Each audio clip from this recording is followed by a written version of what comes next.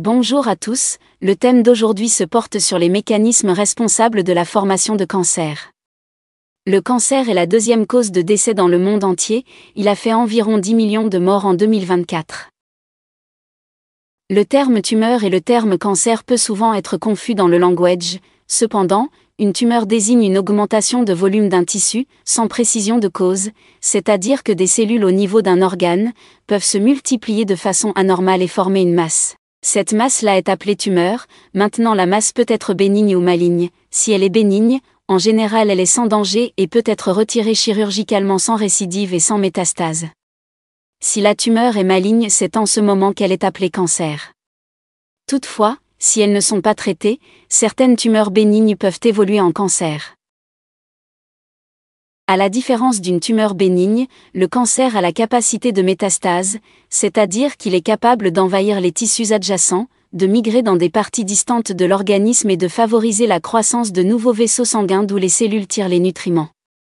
Les cellules cancéreuses, malignes, peuvent se développer dans n'importe quel tissu de l'organisme. Maintenant, pourquoi exactement ces cellules cancéreuses apparaissent ?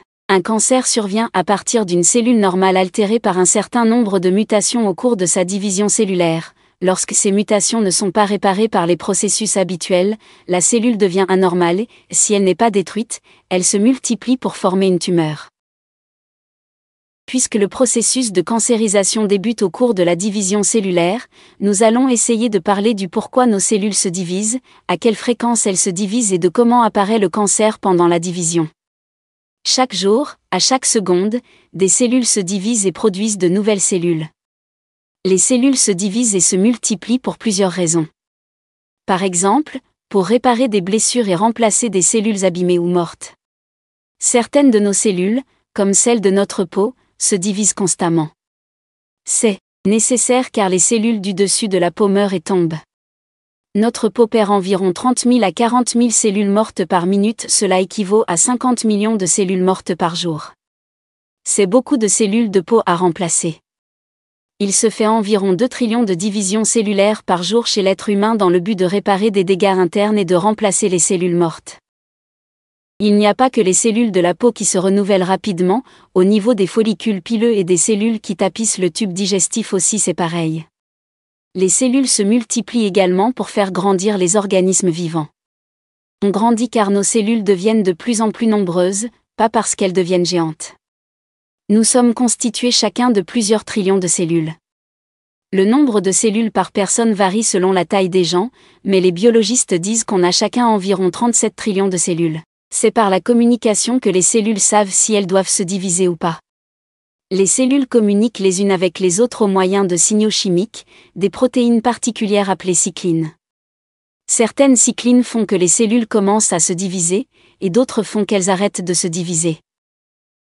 C'est important que nos cellules se divisent pour faire grandir les enfants et réparer leurs blessures. Mais c'est aussi important que la division cellulaire s'arrête au bon moment.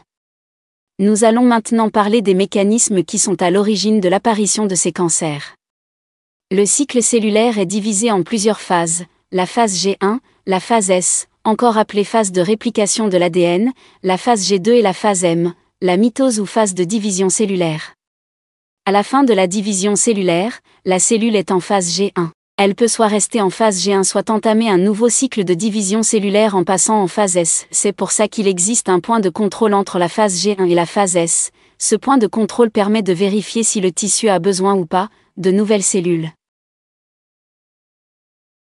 Lorsque la molécule d'ADN est endommagée, le gène P53 est activé, la protéine P53 ainsi produite stimule la synthèse de la protéine P21 qui bloque la cellule au niveau du point contrôle. La cellule étant bloquée au niveau du point de contrôle, la protéine P53R2 qui correspond à une protéine de réparation de l'ADN est alors synthétisée. Si elle n'arrive pas à réparer l'ADN, P53 provoque la mort de la cellule par apoptose. A l'inverse, les cellules cancéreuses présentent des mutations qui les ont fait acquérir la capacité d'échapper à l'apoptose, ce qui les amène à se multiplier rapidement et indéfiniment. Nous allons maintenant parler de ces mutations responsables des cancers. Ces mutations concernent le plus souvent les gènes suppresseurs de tumeurs, comme le gène P53 cité précédemment. Ces gènes codent normalement pour des protéines qui engendrent l'apoptose et stopper ainsi la division cellulaire. Une mutation d'un de ces gènes peut entraîner un problème au cours de leur activité et empêcher la mort de ces cellules défaillantes qui risquent de former par la suite une tumeur. Par exemple, le gène MDM2 est un gène porté par le chromosome 12. MDM2 est une protéine qui agit comme un régulateur négatif de P53. Elle se lie à P53 et la dégrade, ce qui permet de maintenir les niveaux de P53 à un faible niveau dans les cellules normales. Cette régulation est très importante car si P53 est trop actif, cela peut entraîner une apoptose excessive. Si P53 est trop peu actif, cela peut causer l'apparition de cancer. Certaines cellules cancéreuses ont montré la présence d'un grand nombre de copies du gène MDM2, ce qui implique également une surexpression de MDM2.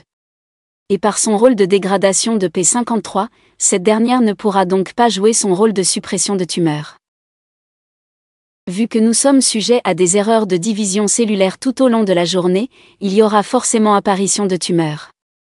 La mutation du gène P53 est la plus fréquemment rencontrée dans les cellules cancéreuses. D'autres anomalies génétiques ont pu être décrites dans certains cancers du poumon. Il se trouve que l'activation de la division cellulaire peut aussi être contrôlée par des facteurs de croissance qui, quand ils viennent se fixer sur des récepteurs à la surface de la cellule, un signal intracellulaire conduit alors à l'activation de la protéine RAS qui va agir dans le noyau et stimuler la synthèse des protéines impliquées dans la division cellulaire. Dans le cas de certaines cellules cancéreuses, on a pu constater que la protéine RAS produite était une forme activée. Elle n'a donc pas besoin de l'intervention des facteurs de croissance pour stimuler la division cellulaire. Il y a d'autres cas, où c'est le nombre de récepteurs aux facteurs de croissance qui est fortement augmenté à la surface des cellules. Ainsi, ce sont de pareilles mutations qui sont à l'origine de l'apparition des cancers. Toutefois, une seule mutation ne suffit pas pour qu'une cellule devienne cancéreuse. Car, plusieurs systèmes de contrôle sont en place pour permettre l'élimination des cellules qui prolifèrent anormalement. Le développement d'un cancer nécessite donc une accumulation de mutations et que la cellule acquiert la capacité à contourner les systèmes complexes de contrôle. Elle transmet alors ses caractéristiques à sa descendance et forme un clone de cellules anormales. Par classification, nous avons deux grands types de cancers, les cancers solides et les cancers liquides. On désigne par solide les cancers dont la multiplication anarchique se passe dans les organes solides tels que les seins, la prostate ou les poumons. Ces cancers solides incluent des sarcomes et des carcinomes. On parle de sarcome quand le cancer touche les tissus conjonctifs comme les muscles, les nerfs ou les vaisseaux.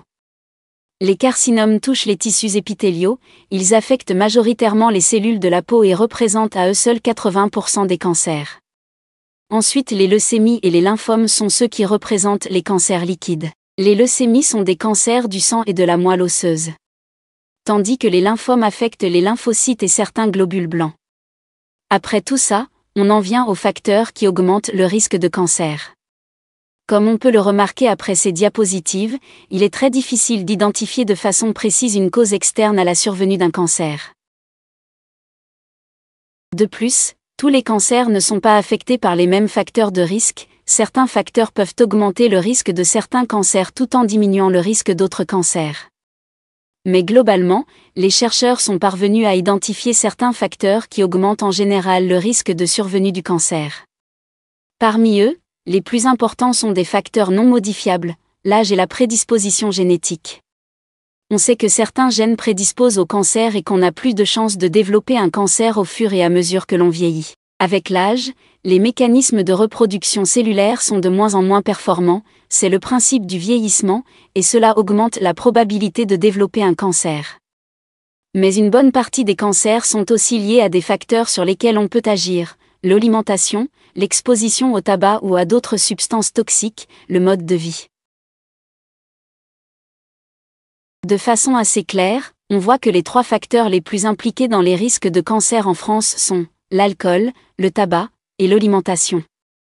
Les cancers du poumon, de la prostate, de l'estomac, du foie et le cancer colorectal sont les types de cancers les plus courants chez les hommes, tandis que les femmes sont le plus souvent atteintes des cancers du sein, du poumon, du col de l'utérus, de la thyroïde, de la peau, et le cancer colorectal.